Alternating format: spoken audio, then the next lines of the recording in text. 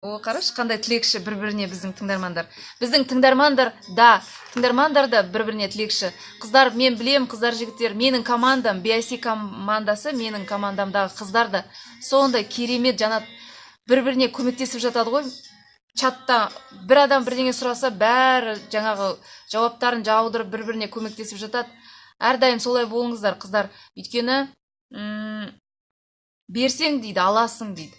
Міндетті түрде сіздер біреуге көмектесеңіздер, міндетті түрде сіздерге де қайтады. Қалай қайтады? Жақсы адам келуі мүмкін структураңызға. Жақсы бір адаммен кездесіп қалуыңыз мүмкін. Біреудің бір сізге өте қажетті кеңесін тыңдап қалуыңыз мүмкін.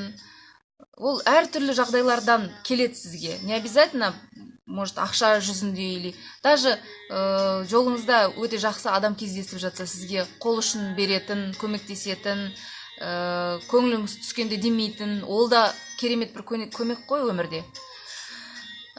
Сол үшін қазақта бір жақсы сөз бар ғой, кең болсаң кем болмайсың дейді. Сол үшін де бір-біріңізге әрдайым көмектесіп жүріңіздер, чатта болсын, былайда болсын. И тіркедіңіздер ме жаңа адамды? Міндетті түрде оған поддержка жасаңыздар. Ұмытпаңыздар. Плотное сопровождение. Өзіңіз новичок болсаңыз, тағы да қайталағым келеді, өзіңіз новичок болсаңыз, прям спонсордың постоянно спонсорға жазып отырыңыз. Бүгін не істеймін, қалай болады, анау мынау деп кеңесіп бір-біріңмен жұмыс істеп отырыңыздар.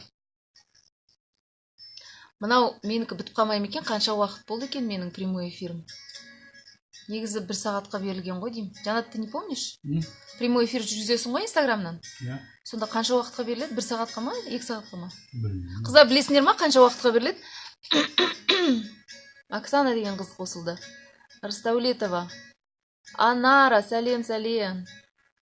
Бейбарыс, сәлем. Қалғалай. Бейбарыс деген жігітті айтқым келеді. Бейбарыс бізге көп болған жоқ қосылғанына, біздің BIC компаниясында істеп жүргеніне. Бейбарыс, айтқым келеді саған. Негізі ер кісілерге өте адам жақсы келеді. Ер кісілерге. Өйткені сіздер ақшаның қай жерде екенін білесіздер. Сіздердің түйсіктеріңіз сездіреді әйелдерге қарағанда. Ер адам ақша жоқ жерде жүрмейді. Яғни біздің BIC компаниясында ер адамдар біздің структурамызда бар. Бұл Бейбарыс және тағы бір жігітіміз бар. Тағы да қосылып жатқан жігіттер бар. Мінекей BIC-де ақша көп дегеннің белгісі бұл. Және Бейбарыс, кірдің міндетті түрде шақыра баста адамдарды. Мен білем, сен шақырып та жатырсың. Өз-өзіңе сенімді бол. Ештеңеден тайсалма. Сосын естеріңде болсын, біздің бизнес – это бизнес больших чисел. Ол не деген сөз? Біздің бизнес сортировки. Айтасыз. Мысалы, Сәуле, сәлем, мен саған мынаны жаңағы предлагаю. Ой, керек емес. Жарайды, сау болыңыз, келесіне айтасыз. Не бизнес уговариваний, а бизнес предложений. Сөйтіп сортируйте. Өзі кете береді. Маған керек емес десе, пожалуйста, кете береді, келесіне айтасың. Керек емес десе, пожалуйста, сау болыңыз, бірақ көңілдеріңіз түсірмеңіздер. Ойбай, маған адам келмей жатыр деп. Это нормальный процесс работы. Когда сіздер предлагаете, сізге отказ жасайды, это нормально. Сол нәрсе есіңізде болсын. Және де сетевой маркетингтегі ең жаңағы сіздерге керегі бұл обучение деп айтамыз ғой, я? Міндетті түрде сетевой бизнестің әліпбиі, алфавиті, 10 уроков на салфетке деген кітабын или тауып алып оқыңыз, или аудионы тауып алып тыңдаңыз, или ютубтан қараңыз. 10 уроков на салфетке, міндетті түрде сетевойда жұмыс істеп жатқан адамға. Ол алфавитті біздің бизнесіміздің түсінік келеді, видение пайда болады. Не істеп жүрмін деген сұраққа сразу жауап аласыз. Қалай істеймін деген сұраққа жауап аласыз, егерде сол кітапты оқыған болсаңыз.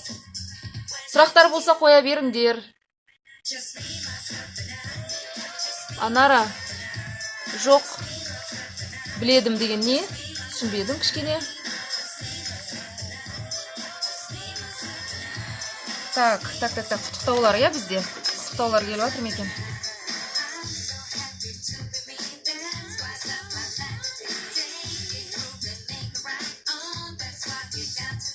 Жаздың ба? Жазшы. Қазір мына жерге WhatsApp-тағы да құттықтаулар бар еді ғой.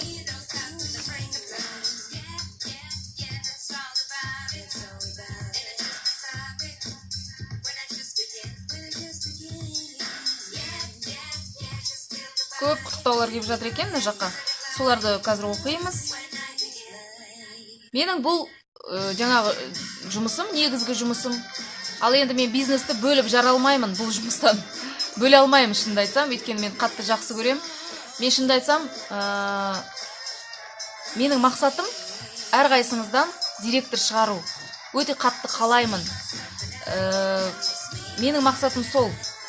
Менің структурамнан бір жұлдыз шығып, көптеген бриллианттар шығып, маған алғыс айтса екен. Тек қана сондай мақсат менде. Шынымды айтсам, мен тек ақша деп келмеппін. Рас айтам сендерге, бір ақша, көп ақша табайын екен. Әрине енді, ақша келіп жатса, ол да қайда жатыр, ол да керек қой. Ақша керек емес адамдар жоқ. Ол да керек әрине. Өйткені жетпейді, постоянно жетпейді. Қанша тапсаң да жетпейді. Бірақ түп жаңағы менің мақсатым Айгүл директор болса екен. Индира, Ғалия, Лиза, Ақмарал, қандай тағы қыздар бар. Аталмай жатса, ренжімеңдер. Бәріңді мен білемін. Және де бәріңіздің жаңағы бизнесте өскендеріңді қалаймын.